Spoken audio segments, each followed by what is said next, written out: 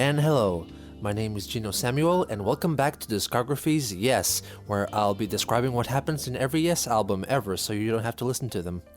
Now, last we heard of Yes, they had just revamped their lineup yet again, and sounded better than ever. And coming off their incredible Close to the Edge tour, it was about time to go back into the studio to record another album. John Anderson had read a book called The Autobiography of a Yogi by Paramahansa Yogananda, the yogi and guru. And what caught his eye was the footnote in the book that described 4 bodies of sacred Hindu texts. He was inspired by them and introduced his ideas to Steve Howe, and together they developed some lyrical and musical ideas based on the Shastras, which is what they're called. And Anderson later admitted that he wasn't really even sure what they were about, those scriptures. So they decided to dedicate one song, or movement as they called it, per type of scripture. So how can you split them up like that? 2 tracks per single side of a record?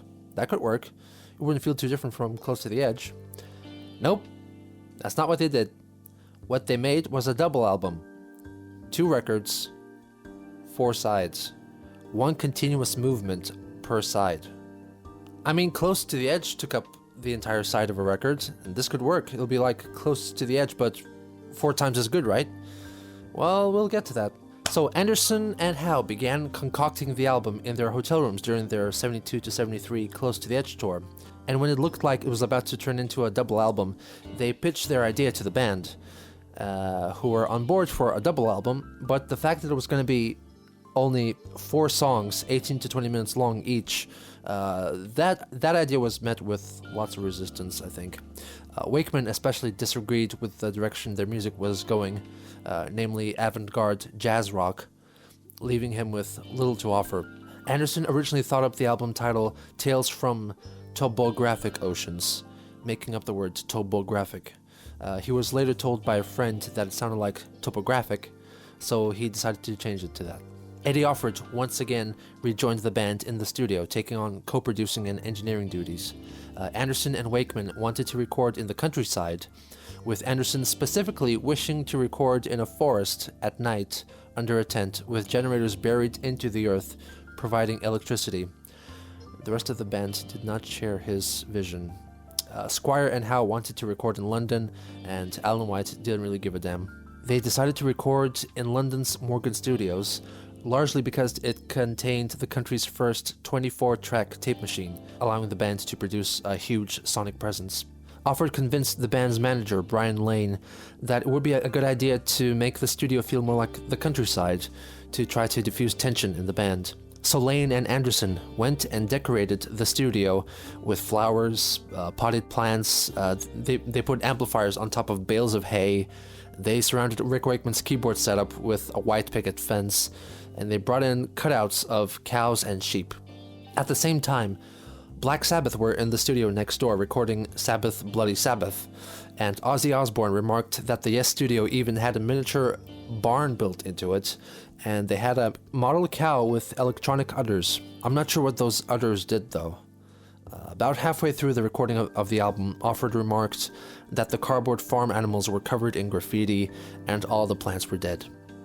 Wakeman was not on the same page as the rest of the band, and spent much of the recording time drinking the day away, and hung out a lot with Black Sabbath, and he even contributed a Minimoog part on their track Sabra Kadabra. He refused to take any monetary compensation for it, so the band paid him with beer. Wakeman was not doing well back then. So was his displeasure for the music well-founded? Well, let's get into it right now. By the way, I'll be reviewing the 2004 Rhino reissue, which is ever so slightly different from the original record. So the first track, the 22-minute long The Revealing Science of God, also known as Dance of the Dawn, is based on the Shruti texts of Hindu scripture, though that's not really an important fact to know because the lyrics also address some other issues regarding the ongoing Vietnam War too. The reissue features a 2-minute long intro that's not in the original release, which I think sounds really cool, ethereal, full of synth winds and underwater rumbling, Steve Howe playing a solo melody with notes swelling in, introducing one of the themes that would be repeated throughout the track. The intro slowly crescendos into a monotonous chant led by Anderson, inspired by Gregorian chants. It slowly builds in layers with the other band members contributing harmonies. There's also a pretty low vocal line that sounds too clear and confident to be coming from Howe, at least in my opinion, who would normally contribute the lowest bass harmonies in these sort of parts. So I'm thinking that it's actually Alan White singing. He's listed as a backing vocalist in the credits, so it's possible. This section gets you swaying, putting you under a spell even. It gets really intense towards the end, and a drum fill opens up to a reprise of the slow intro motif at a faster pace now. The section is pretty laid back, but powerful too, though it really overstays its welcome, I think, and it feels like they're stalling and making the track longer for the sake of filling up the full side of the record. The verse sections have nice melodies, though it really sounds like Wakeman has nothing to do, just playing block chords in a sort of waltz rhythm in the back. Steve, on the other hand, can't keep still, playing these improvish licks on the back, noodling away, muddling up the music, I think. The chorus section is great though, opening with the big line, "What happened?" The chord progressions have this old-fashioned feel to them, and this verse-chorus type section would sit pretty well in perhaps a 3-minute long track from the late 60s even. Then this abruptly changes to an up-tempo segment, heavy on the drums, especially toms, giving an almost tribal feel.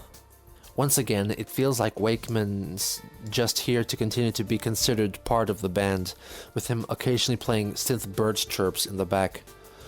They eventually get to a slower 3/4 section, introducing a new melody and exploring a more country feel. They tried this out quite a bit on this album, this whole country lull, perhaps wanting to explore this sound, but I don't think they did it particularly well on this release, at least. These separate sections are linked together by some pretty noodlesome escapades, usually led by Steve Howe, which aren't particularly interesting nor up to par with their usually great musical segues. The vocals sound great, though, throughout the track, much of the time sung in harmony. John in particular shines, though that's not exactly surprising by this point in his career. His voice matured over the years and became more clear and strong. The faster tribal feeling section returns, with Wakeman offering a little nod on piano to a motif heard on Heart of the Sunrise of the Fragile album, which is kind of odd, though it's not too different from, I guess, all the Easter eggs that they used to sneak in their earlier releases. It's just a bit off-putting here because, in retrospect, it feels like the band is reminding me that I could be listening to a Better Yes song right now. There's a lot of musical wandering around, trying to find a way to link back to the previously heard motifs, some sloppy keyboard work too. They do arrive at a beautiful vocal line though, resting atop a mellotron string bed, which slowly builds to a reprise of the opening theme and chorus section. They finish the track with a soft vocal chanting similar to the one heard in the beginning, ending on a hopeful, loving note. I feel loved. Overall, Revealing has some pretty tunes, cool rhythms, though it does also contain some janky guitar and keyboard work, and lots of filler. Even though it apparently already got cut by 6 minutes due to the limitations of the vinyl record, you could probably cut another 5 and you would end up with a more solid track without affecting the message and feel of the movement. Side B is The Remembering, also known as High the Memory. It refers to the Smriti texts. Musically, Anderson wanted the movement to sound like a calm sea of music, with the band purportedly reinterpreting the motions of water. It starts off with an almost medieval-sounding keyboard variation on a melody from The Revealing, which is one point of many throughout the album where musical sections are referenced in multiple tracks, and it's one of my favorite compositional features of this album.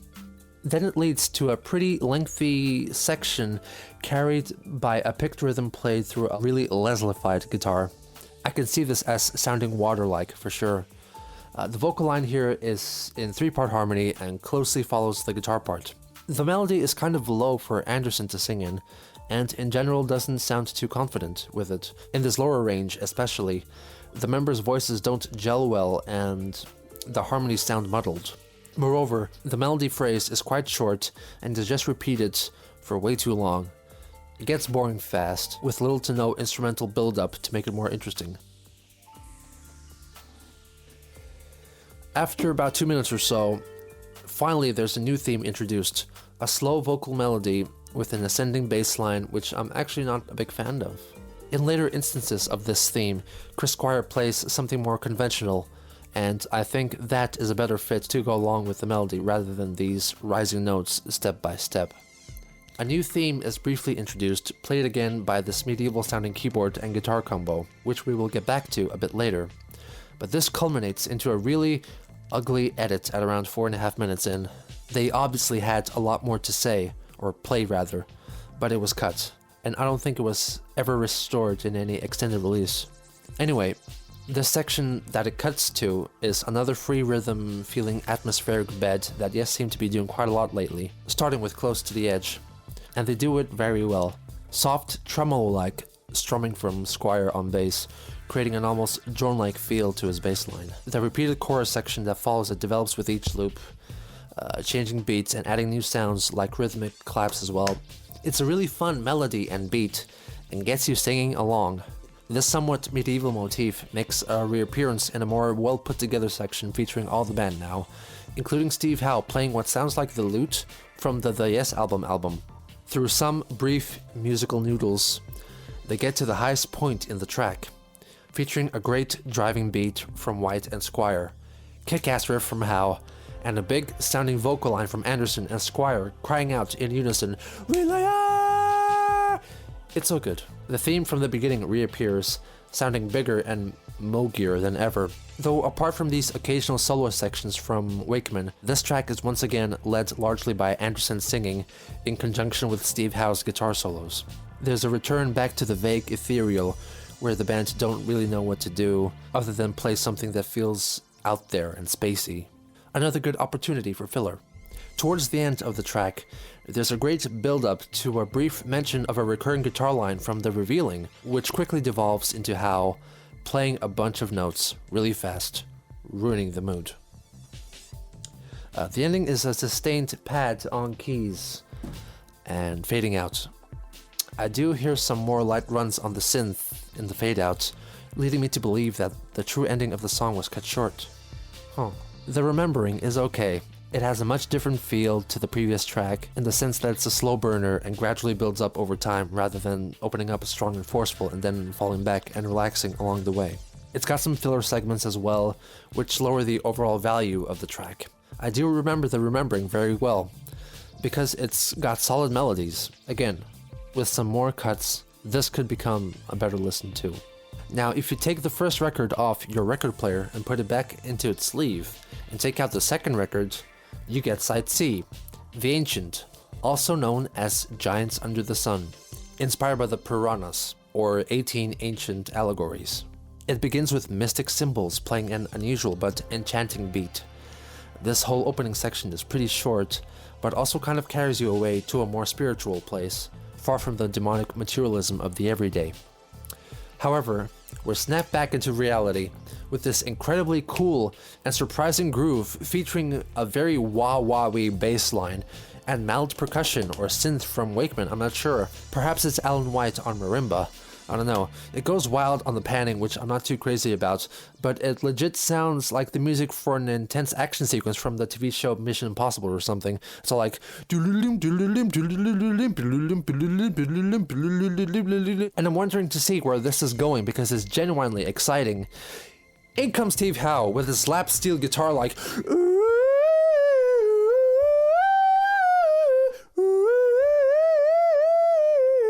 and even on a more appropriate backing instrumental, it would sound aimless and wishy-washy. Here is complete chaos. They legit took Howe's part from an unreleased track or something and slotted it in here, hoping no one would notice that whatever he's playing has no connection to what the rest of the band is doing. Different tonality, different tempo, probably a different time signature too, even if there is one. There come a couple of times where the band stop and take a rest, giving you a false sense of hope that maybe they'll move on to something else, only to start it back up again. This just keeps going and going and going, and I honestly think that this is probably some of the worst music Yes has ever committed to Cellulite. It carries on for like 2 minutes before readdressing the opening cymbal rhythm with a full band arrangement this time. It's a cool beat actually, and it's interrupted by the harmony singing line, which also doesn't quite stick to the rhythm in my opinion. The vocals are also quite wide in the stereo field, and I'd say they're too overbearing in the mix. Then the music delves deep into this meandering display of 6/8, 4/4, and a whole bunch of other time signatures too, I'm sure, that are only around for a little while. Legit, there's like 2 or 3 bars where Alan White picks up a couple of brushes and plays with those, giving off a country feel again, only to be abandoned within a few seconds. The vocals fall away for the most part, but make some chant-like proclamations, singing in tongues, but what they're actually singing are translations of the word sun, or descriptions of the sun in various languages. This whole section is a mess, and is in theory held together by the prevailing guitar line, a thoroughly grating psychedelic effort from Steve Howe, doing his best to channel Frank Zappa's energetic solos, and he just sounds god-awful. Remember when I said that sliding guitar bit was some of the worst things Yes has ever done? Well, it might be the second worst thing. This 6-minute long guitar solo, I would pretty confidently say, is the worst piece of music Yes has ever done. Thankfully, at around 12 minutes in, it lets go of its psychedelic chokehold on you and opens up to an entirely new soundscape, an acoustic guitar-led section that has enough content even to be just another solo track from Steve Howe, like Clap or Mood for a Day. This segment has come to be known as Leaves of Green, and it's legitimately very tasteful and goes through a wide and expressive range of motifs, techniques, and melodies, and slows down the pacing of the song, giving you some time to take another swig of your drink of choice. Anderson delivers a beautiful melody and wondrous lyrics, full of wonder and ponderment for the seasons and such things, though I sense some strain or tiredness in his voice. It's a comfortable range for him to sing in, so they could have retaken this take, I think, unless they didn't have time. The mood of this rather folksy section is somewhat ruined by the inclusion of bass and synth strings wandering around in the back, and also all the harmony vocals during the chorus sections. It would have been so much more effective if it was just a duet with Anderson and Howe, like the way they performed it in one of their most recent tours, with just Howe on guitar and vocals by John Davison. The best way the song could have ended was with Howe concluding his acoustic guitar line and letting that naturally decay. But no, in the final minute of the song, it went all upbeat again, with the full band returning to a melody played on lap steel guitar, and finally signing off with the rhythm line from the beginning, punctuated by the whole band now. Once more ending with a sustained chord fading out. These last 2 tracks don't really sound like they finished playing the song, but rather they just stopped recording, as if stuff was cut out from the final cut. But Jesus, if this was what they left in, I'd hate to imagine what was considered not good enough to release. Though it's kind of hard for me to dismiss this track completely because of the Leaves of Green section, which is honestly the only redeeming quality. Anyway, let's just turn this one over and move on to side D, Ritual, also known as Nous sommes du soleil, which translates from the French to something like We are from the sun. This one is based on the tantras, or rites or rituals. It starts off with a great booming bass solo, full of echo and distortion that almost gives it a bassoon-like or euphonium quality. It's punctuated by these vibrant stabs from percussion and mellotron choir, and it leads wonderfully into a melody on guitar that was briefly mentioned in The Remembering, but is featured in this track more prominently. After a couple of fairly relaxed musings on this theme, they introduce a new section, especially for this track. A rather joyful change of pace and a lively delivery of vocal that you can't help but to. The melody is fairly simple, though it rests on top of an unusual rhythm bed and time signature. The instrumentals change up a few times, while the vocal line remains the same, making it more interesting to listen to, so even though it is very repetitive, it ain't boring. There are bongos in this one too, adding exotic flavor to the arrangement. This gives way to a smoky free time feeling section similar to the one heard on the second track, with Steve Howe revisiting some of the themes from the preceding movements, including a reference to his guitar line in Close to the Edge, again like Wakeman did a couple of tracks ago, calling back to another great Yes song. I wonder what their reasoning was behind doing this twice on this album in particular. Howe's delivery on this linking segment is okay. It's not too offensive.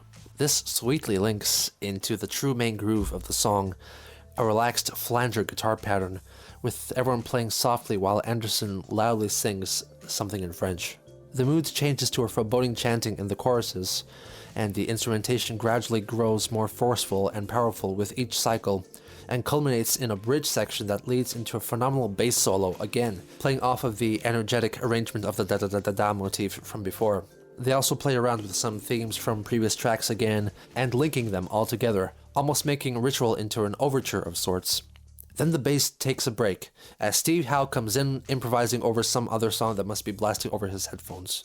Then bass comes back to usher in a musical explosion that's so intense, it rips a hole in the space-time continuum and outspills a hypnotic, repeating loop of numerous light percussion instruments, playing a pattern that fills your head.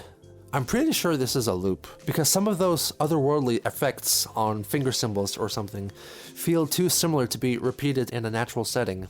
I could be wrong though. As that's going on, White has an opportunity to flex and delivers some great fills and solos that combine with a beat on taiko-like percussion. The menace only increases with a rising mellotron string line, and the bass and drum solos in this piece have been described by Anderson as representations of the daily struggle between sources of evil and pure love. Personally, I don't really get that, but Anderson sees things differently. There's also a stupendous bit where White busts out some power fills, seemingly on the fly, while Wakeman plays in unison on what seems to be the analog synthesizer interpretation of Squeaky Shoes. It's wild. The mellotron makes a return once more to make some scary sounds, while percussion and taiko play a rhythm based on the one in the Ancient. And this finally releases us from the hypnotic triangles and symbols pulsating in our ears that fade into a stripped back take of the new Psalm verses. With a nice contribution from Rick Wakeman on piano now, very gentle piano work. Anderson's voice is just majestically soaring throughout. They lead into the outro section of the movement, which is a strange and unexpected array of chords, creating a mysterious chord progression on top of which rests Steve Howe playing twisted variations of motifs from all the tracks on the album, offering an unsettling overview of the entirety of Tales. This one too, like the previous two tracks, concludes with a sustained chord played mostly on keys, but bass as well, with Howe occasionally fading in with a ghosty, wavery note here and there. But this one confidently sounds conclusionary, ending the album on a positively unpositive feeling of dread and despair. Ritual is by far the best put together track on the album. Legit is comparable to the skillful composing of Close to the Edge. The structure is sure of itself. There's arguably no filler and no meandering. The power level rises and falls throughout and never leaving you bored. So overall, Tales from Topographic Oceans is quite mixed. There's lots of filler in most of the tracks, which frankly came about because the ideas they had for the songs were bigger than what a single vinyl record could allow, yet smaller than a double album. Hence, they padded out their musical ideas with veritable crap. I'd imagine if you somehow cut down the first 3 tracks to make them fit into a side A, and leave Ritual as is for side B, and you could come out with a really solid album there. I might make that myself as a little editing project. It's a bit of a shame, I think, that apart from Howe playing his electric sitar occasionally, they don't really explore musical themes evocative of India, since the sacred text of Hinduism gave birth to the album in a way. Ritual alone gets really high marks, but the dreadful Ancient really brings the score down a lot. The other two are kind of middle of the road. Production is great again, but I guess that reflects highly on the quality of the equipment they used. But there are a few editing flubs and mixing inconsistencies. Just a few. So taking all that into account, I'ma give Tales 6.7 out of 10. The album was released in December 1973, and the cover once again was painted by Roger Dean, though this landscape isn't connected to the previous sets of the floating islands and the breaking up of the planet. The elements of this artwork are all based in the real world, including rock formations found in England, Nazca lines, and actual constellations, and a Mayan temple. I'm not sure which Nazca formation Dean was going for. Maybe it's a scorpion, but the way it looks on the album, it seems like he's secretly telling the band to stop. You know, it's a difficult album to sit through, and despite it performing great commercially, critically, it was a very much love it or hate it kind of deal. I, for one, have no issue with loving and hating it for its strengths and weaknesses. It has kind of come to symbolize the worst that prog rock had to offer, namely extended over indulgent guitar solos and overly complex and lengthy compositions for the sake of it. So the band went on tour, playing a show consisting of the entirety of Close to the Edge and Tales, in addition to encores. But they eventually stopped playing the Revealing so much, and even removed the Remembering along the way. Not even Yes could get through the album. Wakeman, of course, was a very vocal critic of the new album and the direction of the band was going in, showing interest in leaving the band at the end of the tour. There's a famous story of a show in Manchester, in which during a performance of a track from Topographic Oceans, he ate a bowl of curry, with most acknowledging it as a reflection of his boredom and dislike for the material. So after the tour, Rick indeed left the band, declining to participate in rehearsals for their next album.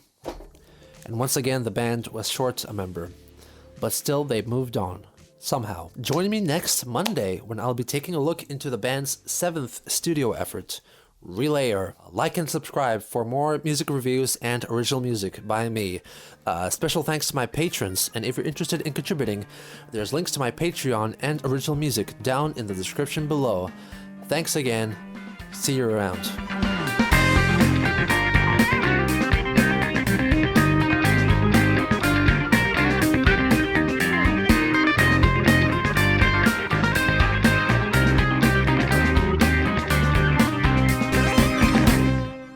And I'm wondering to see where this is going because it's genuinely exciting. And I'm wondering to see where this is going because it's genuinely so thank you so much for watching. What the fuck was my outro?